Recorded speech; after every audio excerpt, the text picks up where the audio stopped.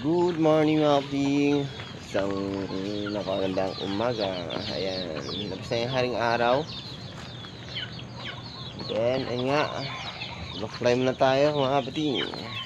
Atras man ako.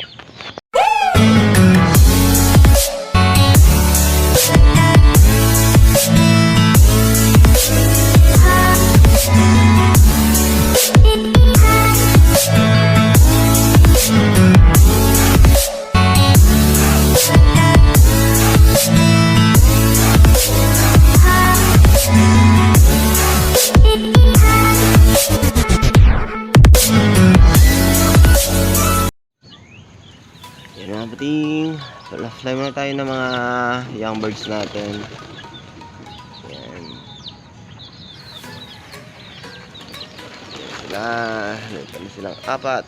Ayan, shout out pala sa club ng Larpa Final Lap Gimbal mga kaping. Sa lahat ng sumali. Ayan nga. Ayan, bisa natin dito yung ibon ni Boss Pats. Ayan, malaki na, pwede nating ilaban. Ayan, yung mga bato-bato natin ay nag-aabang na ng kanilang almusal, dito pa. Dahil sa napansin nyo, wala yung red bar natin dahil pinatraining natin sa tropa ng tropa ko mga puting, para meron tayong abangan mamaya. Yan, lupad na. Yan o. Yan mga puting,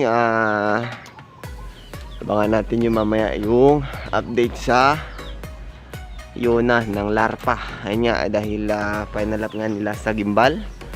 Ay mukhang hindi pa nga na-release mga kapatings ang ibon nila dahil umuulan nga dun sa bandang south. Good luck sa ibon natin na si 218 and then kay paring bros, kay tropa, and sa lahat ng sumali, especially sa mga complete clocking and then nasa ranking. Congrats and advance congrats pala. Yan ang ating mga ibon natin. Then ayun nga, meron nga tayong ibon dito na nagkasakit ulit, yung Taiwan natin mga kapating.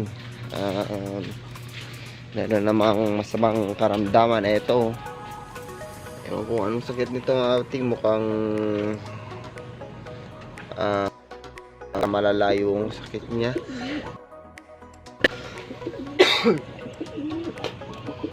Ayun, grabe, sobrang payat niya, and then matagal siyang matunawan mga kapating,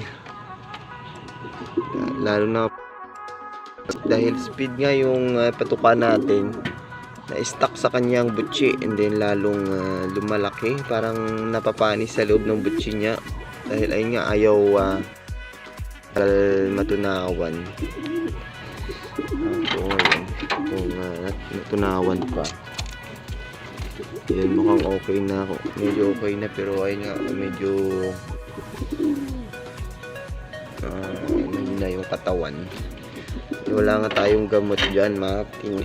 Comment na lang kayo kung anong mabisang gamot dito para ma-recover natin yung ating Taiwan. Kawawa naman, and then sayang, namimili kasi ng patuka. Ay, binilayin ko ngayon ng feeds para mabilis matunaw. Ayan mga kapating, iba natin, mabilis bumaba yung tatlo. Yung apat na yung birds natin wala pa. Kaya ayun mga kapating, balik na lang ako mamaya pag pakainin na natin. Ayun, oras na ba? Time check already 6:54. Mamaya bababa na yan. Katutukaan na yan, kakain sila ng kanilang almusal. Kaya ayan, balik na lang ako mamaya kapating dahil meron pa tayong gagawin dito. Sana all. Yan mga kapating, welcome back. Ayan, umaambon na nga dito sa atin. Ayan, then time check tayo, already 7:10 na. Ayan, 7:10. magpapatuka na tayo ng ating mga ibon. Sayang hindi uminit ng maganda. Papaligo sana tayong mamaya na ating. Kung ngayon nga, ang pangit ng panahon, makulimlim. Ayan, patuka na tayo ng mga young birds natin. Bababain na natin sa loft. Then, ayun nga. Turuan natin ng mabilis na trapping. Dahil ilagay natin dito yung cellphone natin. Ayan, pwede tayong maglagay dito ng cellphone. Ayan, ayun, balik rin natin. Ayun. Ayun, nauna yung bato-bato natin mga kapating yun. Pwede tayo maglagay dito. Ayan, para kita nyo yung pagpasok ng young birds natin.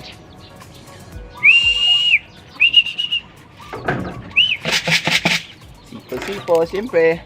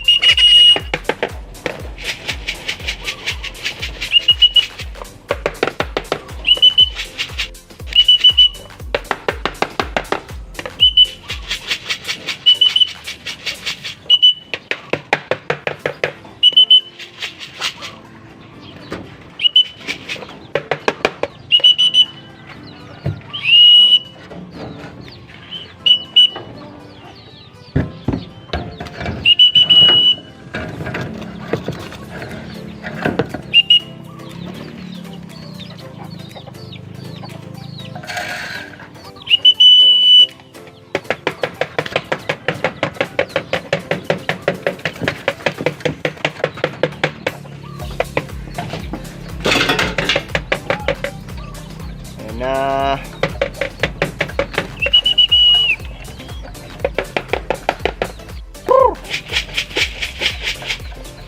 ay kapatid, pasok na. Kulang pa ng isa. Ewan ko yung isa saan. Sa taas, ayun, sa taas ng bubong.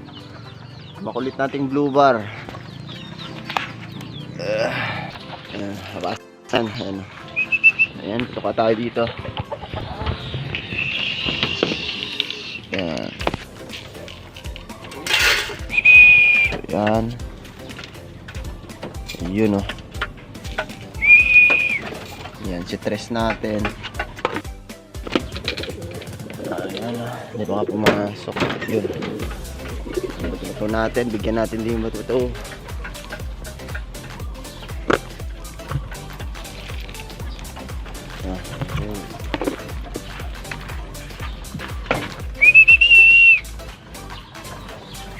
Ay, nagsalo sa bato-bato natin. Ayan. Yan dito sa breeder natin.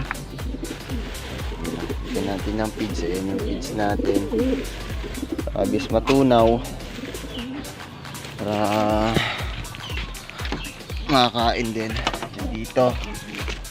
Sa loob.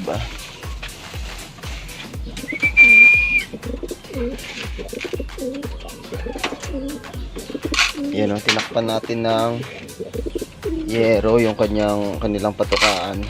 Yung iba hindi pa nga. Dahil maraming maya dito na pumapasok. Yung mga dumi nila is nahalo dito sa tubig. Linis yan. Kaya ayan siguro yung isa sa dahilan nga na kunan ng sakit yung ating mga ibon. Ito si blue bar. Naglulugon din mga kapatid yung mga ibon natin sa ngayon. Maraming balahibo na nakadahulog. Yan. Dahil ay nga tag-ulan nga ngayon. Yan yung nila. Lugon na lugon lahat yung mga breeders natin. Kaya pangit mag-breed sa mga ganyang season, mga ganito. Kaya mabuti nakauna tayo dun ng Simirara at Tigwayan. Hindi sila naabutan ng lugon mga kapatid. Kaya ayan, balik na lang ko mamaya pag andito na yung isang ibon natin na hinihingi ng tropa natin, si Red Bar. And then ayun nga, maya siguro i-release din yung mga ibon ng larpa. Pag like ko 7:20 i-release yun mga kapatid. Kaya ayan, balik na lang ko mamaya. Kaya ayan. A few moments later. Ayan mga kapatid, Nandito na yung ibon ng mga tropa. Ayan, ayan, ayan.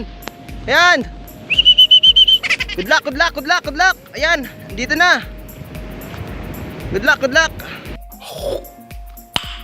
Nice. Ayan mga pating, medyo gumanda yung panahon. Ayan, pinaliguan ko yung mga kalapati natin. Ginagawa ng kapatid ko. Ayan. And then, congrats pala sa lahat ng nakapagpaklak ng Larpa Final. Ayan. Kung advance, congrats sa champion. Ayun oh. Ayan, nakawala pa nga yung ibon natin. Ayan, habang pinapaliguan niya. Ayan, yung isa natin na inaabangan na pinatraining sa tropa natin, hindi pa nga nakauwi. As sa ngayon, si Red Bar natin. Pintayin pa rin natin hanggang mamaya siguro mga pating. Kaya yan, paliguan natin ng kapatid natin. Dito.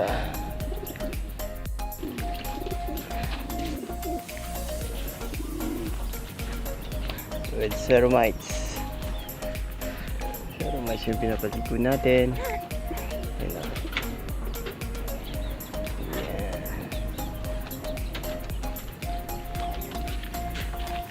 Ayan na. Ayan, silip.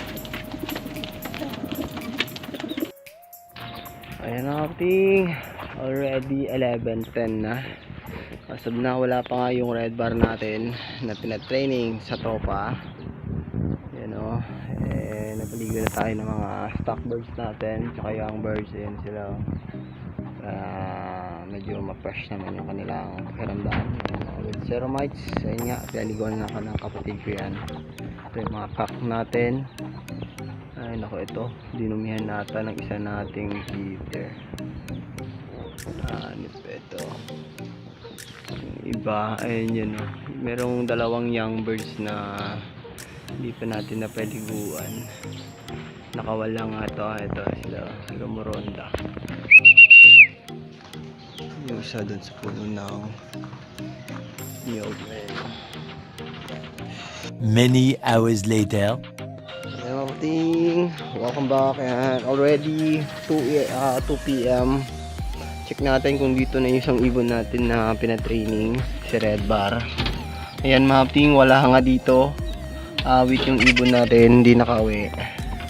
And then yung ibang ibon natin na pinaliguan kanina, ayan, tuyo na. And dito lang siguro yung video natin mga pating. Kaya ayan, sa ulitin, congrats sa lahat ng nakapagpaklak sa Larpa, especially sa mga nag-champion, sa nanalo sa pooling 2v2 at saka sa overall champion at saka off color champion. Yan, congrats sa lahat ng sumuporta sa club ng Larpa. Kaya maraming salamat at bawi na lang sa sunod yung pinalad. Kaya bye bye.